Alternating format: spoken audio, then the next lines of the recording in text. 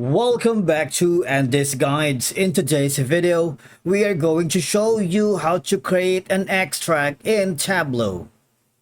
Let's begin. Now, the first thing that you need to do is to log in using your credentials. If this is the first time in Tableau, I need you to click the sign up option. And from here, just follow the on-screen instructions and you're good to go. Creating an extract in Tableau allows you to optimize performance and work with a snapshot of your data, which can be especially useful for large datasets or when working offline. Now here, I'm going to a specific tab, which is how to create an extract in Tableau.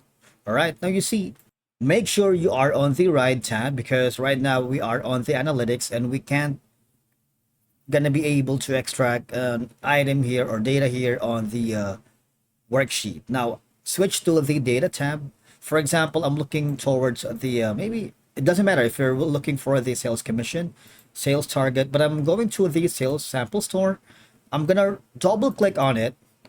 When you do that, what will happen is you would be able to access the extract option on the upper right. You see, if you import your data into Tableau's fast data engine, extract is created when you click on a sheet tab. If you do that, you see there's going to be an option here that could extract all the information at the bottom. Now, the extracts are optimized for performance, allowing for faster execution and faster loading of visualizations compared to live connections, especially with large data sets.